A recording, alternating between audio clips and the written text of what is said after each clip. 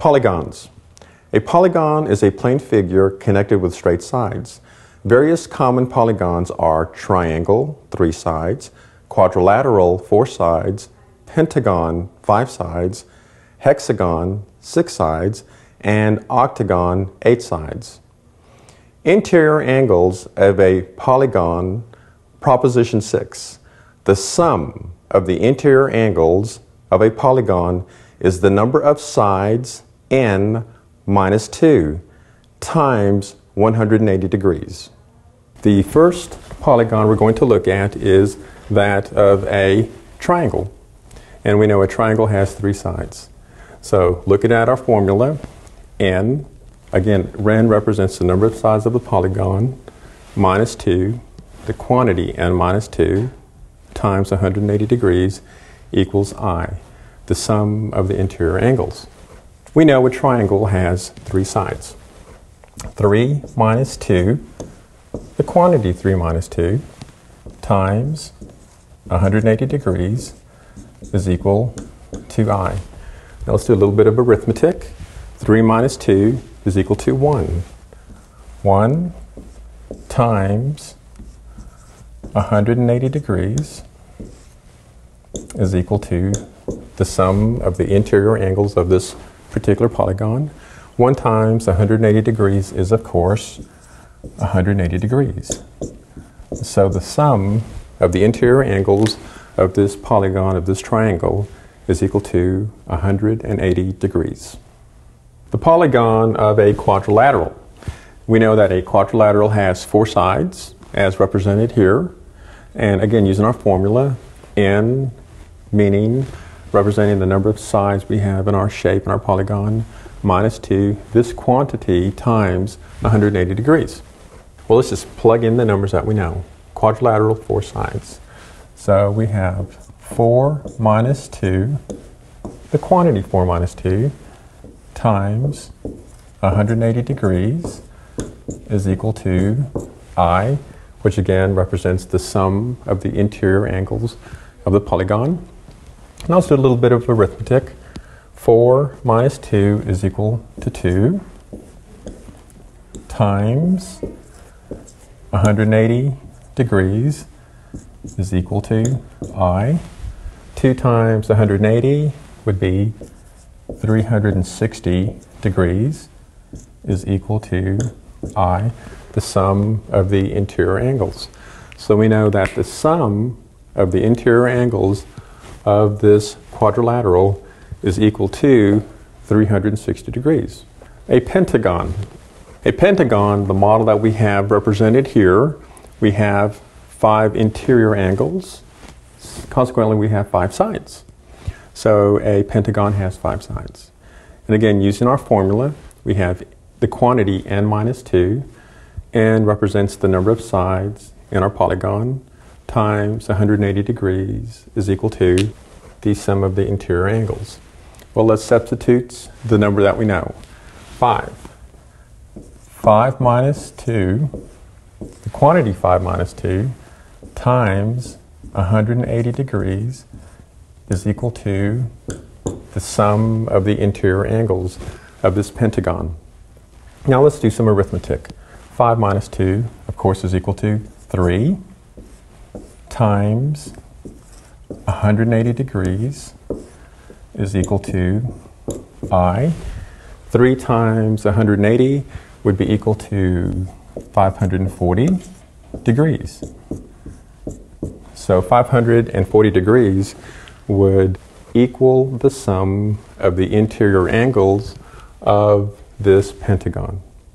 Okay? Also, we know that a hexagon has 6 sides. The sum of the interior angles of that polygon would be 720 degrees.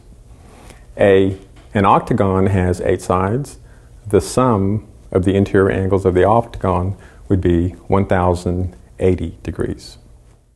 I like to demonstrate it visually that the sum of the interior angles of any polygon is the number of the sides of the polygon minus 2 times 180 degrees.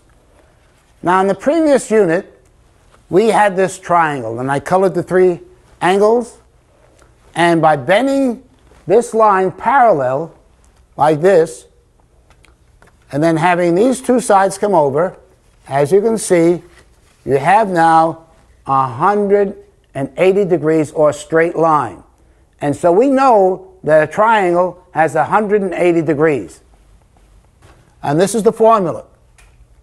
I, the interior angles, equals the number of sides minus 2 times 180. 3 minus 2 equals 1, and that equals 180 degrees. Now let's look at a quadrilateral. Now this is a quadrilateral, and I purposely made it with unequal sides. And you can see the sides are very equal, 4 sides. And you notice if I draw a line from this point to the bottom, we have 2 triangles. So this is 180, and this is 180, so that's going to equal 360. Now let's look at this formula over here. Quadrilateral, 4 sides, 4 minus 2 equals 2 times 180, the same as this quadrilateral over here, 2 times 180 equals 360. Now let's look at a pentagon. Again, this is a pentagon. And if you notice, it's very unequal, but we have 5 sides. 1, 2, 3, 4, 5. And coming from the same vertex up here, I drew 2 lines. 1, 2, and what do we have? 1, 2, 3 triangles, or 3 times 180 degrees. And let's look at the formula. Pentagon is 5 sides, 5 minus 2. Over here equals 3, equals 3 times 180 equals 540. Let's look at one more, the hexagon. I guess you're getting an idea what I'm proving over here. Is 6 sides. And doesn't look like a hex, but it has 6 sides. 1, 2, 3, 4, 5, 6. And coming from the same vertex over here, 1 line, 2 lines, 3 lines to each of the points over here. And what do we have? We have 1, 2, 3, 4 triangles, or 4 times 180 degrees. And here we have it. 6 minus 2 equals 4. 4 times 180 equals 720 degrees. And so I've proven to you visually that the sum of the interior angles of any polygon is the number of sides of the polygon minus 2 times 180 degrees. I visited NASA and interviewed the operator of a CNC computer numerically controlled water jet. We'll listen to what he has to say, and then we'll have a practical application with a polygon. Okay, this is Carlos. How you doing? My name is Carlos, and I'm from Rotti Company. Okay, and I see this is a abrasive water jet machine that you have here. Yes. And you did the programming offline, didn't you? Right. And how much math did you use in the programming? Well, we use a lot of math. Most of the time it's geometry. And well, it's quite a bit of trig also. Yeah. And trig, it's right? in the computer already, so. Okay. And well. So what are you doing over here now with this? You're going to load it up in here? It's already loaded. Why don't you? Okay. It's already loaded. I'm ready to run the part that I just programmed. Okay. Where's? This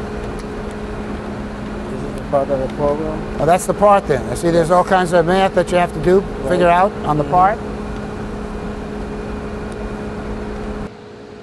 The cutting of this metal with this water jet is caused by high pressure water and garnet. Garnet is like sand, which comes out of the nozzle at about 3 times the speed of sound.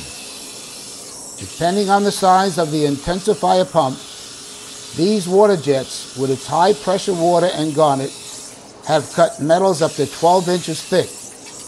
It can also cut glass and stone. Say the supervisor came and said he wanted 125 hexagon pieces cut. Each side is 3.5 inches long. The speed of the water jet is determined on how thick the part is. But say the machine cuts this part at 12 inches a minute. How long would it take to produce 125 hexagon parts? Let's figure it out. Now they want to cut 125 hexagon pieces. Now remember, a hexagon has 6 sides. And one of the sides is 3.5 inches wide here. The speed of the water jet is 12 inches per minute. So in 1 minute, that water jet will go approximately 12 inches. Now they want to know if they're going to cut 125 of these hexes at 3.5 inches, how long would it take the water jet? And that's just a basic simple math problem. First of all, if there's 6 sides to the water jet, let's multiply 3.5, and you should know that a 1/2 inch equals 0.5.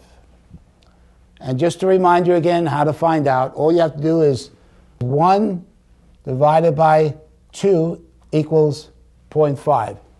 And let's just take another number so to refresh your mind. Say you got like 3/30 seconds. What is the fractional equivalent to that? 3 divided by 32 equals, so it's at 0.09375. All right, so let's multiply then 3.5 by 6. So that's 3.5 times 6 equals 21 inches. So around the perimeter of this hexagon is 21 inches. And that's a sign for inches. And now we're going to do 125 of them, so we have to multiply that by 125. Times 125 equals, so it's 2,625 inches. Now it cuts 12 inches per minute. So how many minutes will that be? So we have to divide that number by 12. So divide that by 12. And it takes 218.75 minutes. So we like to know how many hours. And there's 60 minutes in an hour.